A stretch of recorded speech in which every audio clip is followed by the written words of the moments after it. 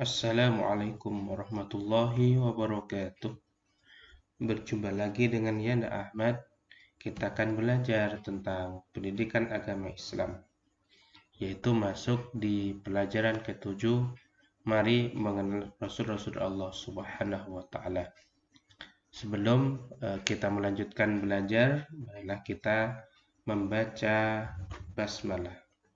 Bismillahirrahmanirrahim. Materi apa di pelajaran 7? Yang pertama yaitu pengertian Rasul Allah. Kemudian sifat-sifat dan tugas Rasul Allah. Apa itu pengertiannya? Rasul artinya utusan. Jadi Rasul Allah artinya adalah utusan Allah, yaitu hamba Allah yang mendapatkan kepercayaan oleh Allah untuk menyampaikan risalah atau ajaran kepada manusia. Sedangkan sifat-sifatnya ada sifat siddiq, tabligh, amanah, dan fatonah. Nah, berikutnya hari ini kita akan belajar Rasul Ulul Azmi. Siapa saja mereka? Sebelum kita mengenal nama-nama Rasul Ulul Azmi, kita belajar dulu apa itu Ulul Azmi. Ya, pengertian Ulul Azmi terdiri dari dua kata, Ulul Azmi, ulul dan al-azmi. Ulul atau ulu atau uli yang berarti mempunyai atau memiliki. Sedangkan al-azmi artinya teguh atau tekad yang kuat. Ulul azmi artinya memiliki keteguhan atau tekad yang kuat. Kalau disebut Rasul Ulul Azmi, maka artinya Rasul yang memiliki keteguhan atau tekad. Rasul Ulul Azmi memiliki keteguhan, tekad, ketabahan, dan kesabaran yang sangat kuat, serta teguh dalam menjalankan tugasnya, yaitu menyampaikan ajaran-ajaran Allah Subhanahu wa Ta'ala. Siapa sajakah Rasul-Rasul Ulul Azmi itu? Ya, yang pertama adalah Nabi Nuh, yang kedua adalah Nabi Ibrahim, yang ketiga adalah Nabi Musa alaihissalam, yang keempat adalah Nabi Isa alaihissalam, dan yang terakhir adalah Nabi Muhammad sallallahu alaihi wasallam. Agar kita mudah untuk mengingatnya, disingkat menjadi NIMIM. Baik teman-teman, kita akan melanjutkan kisah dari Rasul Ulul Azmi. Berikut kisahnya. Adalah Nabi Nuh alaihissalam. Nabi Nuh alaihissalam adalah keturunan ke-10 dari Nabi Adam alaihissalam. Beliau mengajak manusia agar menyembah Allah Subhanahu wa Ta'ala dan melarang menghambakan diri kepada selain Allah Subhanahu wa Ta'ala. Akan tetapi manusia masa itu tidak menaati seruannya. Namun mereka menyambut ajakan Nabi Nuh alaihissalam dengan cemoohan dan ejekan. Nabi Nuh alaihissalam berdakwah selama 950 tahun. Akan tetapi umatnya tetap saja banyak yang ingkar, termasuk keluarganya. Selama 950 tahun berdakwah, Nabi Nuh alaihissalam hanya mempunyai pengikut sekitar 40 orang yang mau beriman kepada Allah Subhanahu wa Ta'ala. Nabi Nuh alaihissalam diberikan mukjizat oleh Allah Subhanahu wa Ta'ala agar membuat bahtera yang besar untuk menyelamatkan kaumnya dan kehidupan binatang dari banjir bandang. Karena umat Nuh alaihissalam tidak mau beriman. Akhirnya Allah Subhanahu wa Ta'ala memberikan azab kepada mereka, yaitu berupa banjir yang sangat besar yang menenggelamkan mereka. Habislah umat Nabi Nuh alaihissalam kecuali Nabi Nuh alaihissalam dan orang-orang yang beriman. Yang kedua adalah Nabi Ibrahim alaihissalam. Nabi Ibrahim alaihissalam adalah putra dari seorang pembuat patung yang bernama Azar. Beliau hidup pada masa Raja Namrud yang zalim, musyrik, dan kufur. Nabi Ibrahim alaihissalam mengajak Raja Namrud dan kaumnya agar mereka beriman kepada Allah Subhanahu wa Ta'ala dan meninggalkan menyembah berhala. Akan tetapi mereka tetap menolaknya. Bahkan ayahnya pun menolak dan mengusirnya. Akhirnya dengan keberaniannya Nabi Ibrahim alaihissalam menghancurkan patung-patung dan berhala yang mereka sembah. Karena perbuatannya itulah beliau ditangkap dan diikat di alun-alun kota, kemudian dibakar. Namun atas kehendak Allah Subhanahu wa Ta'ala, api membara yang membakar Nabi Ibrahim alaihissalam menjadi terasa dingin. Inilah yang menjadi mukjizat Nabi Ibrahim alaihissalam. Yang ketiga adalah Nabi Musa alaihissalam.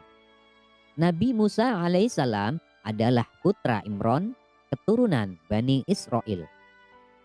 Beliau hidup pada masa Raja Fir'aun yang sangat zalim dan mengaku dirinya sebagai Tuhan. Siapapun yang tidak mau menuhankan Fir'aun, maka akan dibunuh. Nabi Musa alaihissalam menerima kitab Taurat sebagai pedoman untuk berdakwah. Beliau terus saja menyebarkan ajaran Allah Subhanahu wa Ta'ala kepada Bani Israel seraya berdoa agar beliau diberi kawan yang membantu dakwahnya. Akhirnya diberilah Harun, yaitu saudaranya, yang membantu dakwahnya. Nabi Musa alaihissalam ditugaskan untuk berdakwah kepada Bani Israel dan agar membebaskan mereka dari perbudakan serta membawanya keluar dari Mesir. Kekejaman Raja Fir'aun ini merupakan ujian yang sangat berat bagi Nabi Musa alaihissalam. Karena Raja Fir'aun selalu mengingkari janjinya kepada Nabi Musa alaihissalam dan menyiksa para pengikutnya. Saat Nabi Musa alaihissalam dan pengikutnya meninggalkan kota Mesir, Raja Fir'aun dan bala tentaranya mengejar mereka. Sesampainya di tepi Laut Merah, Allah Subhanahu wa Ta'ala memerintahkan Nabi Musa alaihissalam agar memukulkan tongkatnya ke laut. Dan Laut Merah pun terbelah menjadi dua. Setelah Nabi Musa alaihissalam beserta pengikutnya sampai di seberang, kemudian Allah Subhanahu wa Ta'ala menenggelamkan Raja Fir'aun bersama bala tentaranya yang tidak beriman di Laut Merah. Yang keempat adalah Nabi Isa alaihissalam. Nabi Isa alaihissalam adalah putra Maryam. Dengan kekuasaan Allah Subhanahu wa Ta'ala, beliau dilahirkan dengan perantara ibu saja. Nah, keajaiban kelahiran ini menjadi ujian kepada manusia agar mereka percaya atau tidak terhadap kekuasaan Allah Subhanahu wa Ta'ala.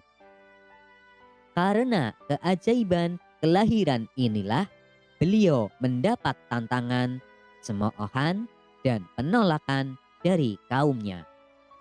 Namun Nabi Isa alaihissalam tetap sabar dan tabah serta terus mengajak umatnya agar beriman kepada Allah Subhanahu wa Ta'ala. Nabi Isa alaihissalam menerima kitab Injil sebagai pedoman berdakwah kepada kaumnya. Dalam menjalankan dakwahnya, beliau diancam dan direncanakan akan dibunuh dengan cara disalib. Namun Allah Subhanahu wa Ta'ala menyelamatkan Nabi Isa alaihissalam dengan cara mengangkatnya ke alam ghaib, yaitu Mi'raj. Kemudian pada saat penangkapan Nabi Isa alaihissalam, ternyata yang tertangkap dan yang terbunuh adalah orang yang diserupakan Nabi Isa alaihissalam, yaitu Yahuza. atau Yudas Askariot. Nah, Nabi Isa alaihissalam adalah salah satu nabi yang masih hidup sampai saat ini. Yang kelima adalah Nabi Muhammad Sallallahu Alaihi Wasallam. Nabi Muhammad Sallallahu Alaihi Wasallam sejak usia muda, beliau terkenal sebagai orang yang jujur, tabah, sabar, bertanggung jawab, dan bekerja keras. Sehingga beliau diberi julukan Al-Amin, artinya terpercaya. Setelah diangkat menjadi Rasul, beliau tak henti-hentinya berdakwah, mengajak umat manusia menyembah Allah Subhanahu wa Ta'ala dan meninggalkan kemusyrikan, yaitu menyembah terhadap berhala. Nabi Muhammad Sallallahu Alaihi Wasallam menerima kitab Al-Quran.